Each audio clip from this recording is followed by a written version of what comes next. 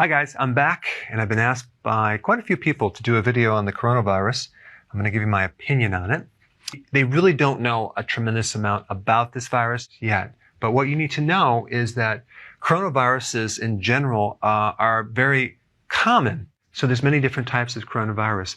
This specific one is a mutated virus, and a mutation is something that gets altered this life, not passed on through generations and generations. The common thread with all these coronaviruses is that they attack the lungs, okay? And I'm going to cover several aspects of this virus.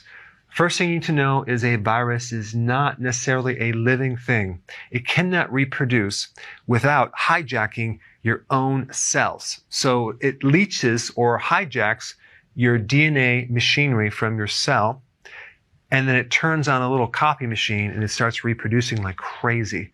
So that's what it does. So a virus is like a parasite. And what I mean by a parasite is it takes something from you, but it doesn't give anything back. So it's kind of like a criminal. Now with the good bacteria that lives in your digestive system, you give them a home, you give them food, but they give you vitamins. They give you certain compounds that are beneficial for your immune system. So they're exchanging good things with you. But these viruses just don't do that. Now, the other point I want to bring up is the topic on glucose, sugar. The flu virus infection depends on cellular glucose. There's a really interesting research study. I'm going to put it down below. They found that when you increase glucose, you increase the flu infection rate. Now, I'm not saying that the coronavirus lives on glucose, but it might. There's just a lot of unknowns. But there's quite a few viruses that thrive in a glucose-filled environment. So what would be the opposite fuel of glucose? Fat fuel or ketones, right? So ketones are really beneficial to support a healthy immune system. Now, when you combine fasting, you can actually put your body in autophagy. And one of the purposes of autophagy, which goes beyond just recycling damaged protein, is cleaning up microbes, bacteria, viruses, parasites from your body. So fasting is very, very beneficial.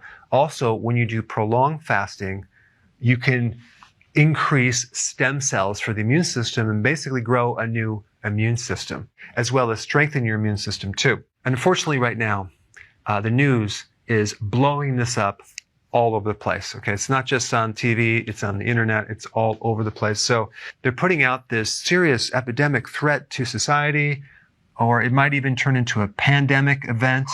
An example of an epidemic would be some sudden spike in a virus throughout the country.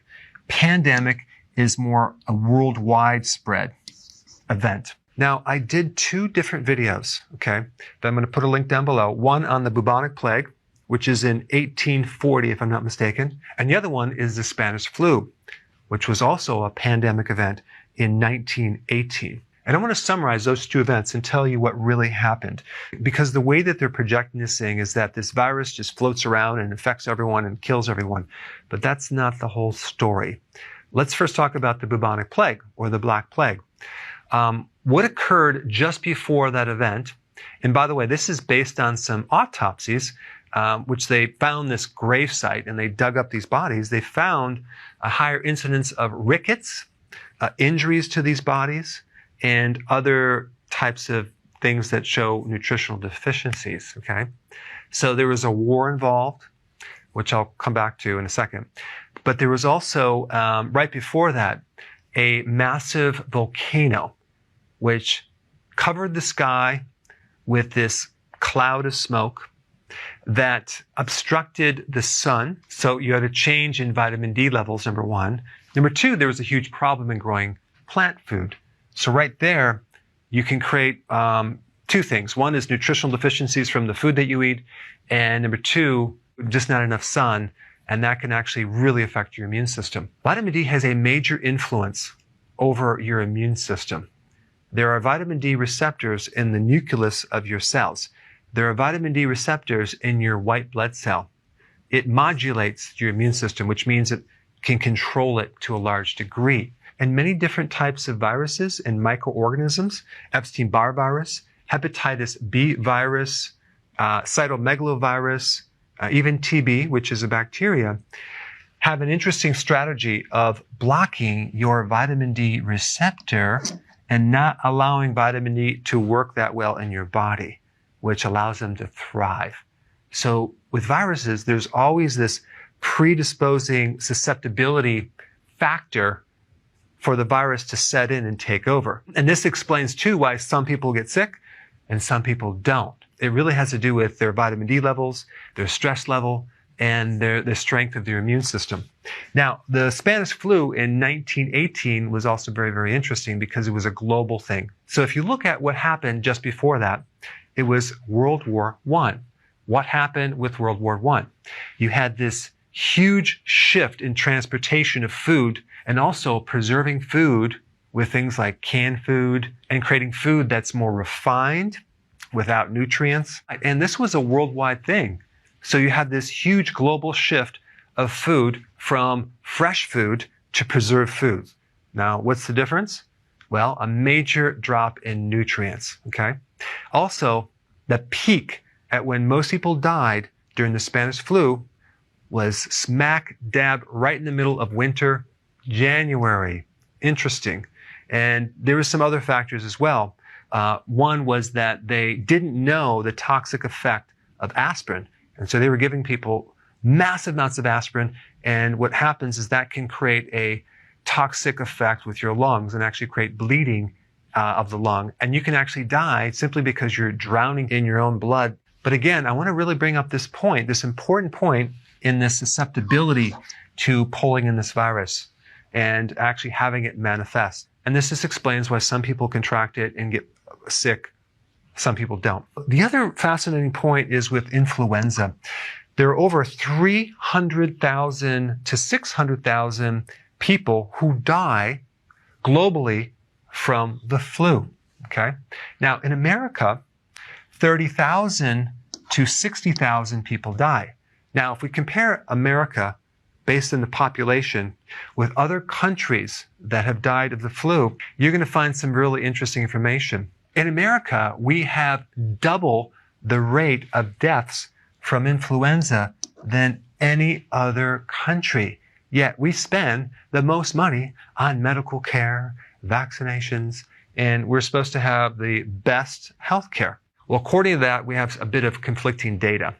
And I really think it has to do with a combination of all the junk food and the amount of sugar and the amount of refined food that Americans eat, which just sets people up for having a weak immune system. Okay, on this chart, I'm showing you different things that cause you to die on a monthly basis, okay?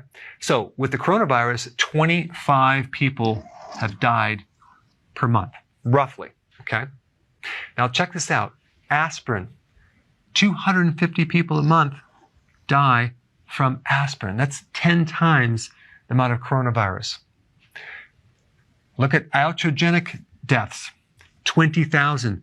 This means deaths from medical treatment, whether it's mistakes from surgery, medication, or getting some infection in the hospital that you die. 20,000 people a month die from this. And this is just in the United States. And these other ones are global, okay? Check this out. The flu, influenza, 38,000 people a month die from influenza. Look, compare this to the coronavirus. It doesn't even compare. But the news is blowing this so far out of proportion. Why don't they talk about this, or even that?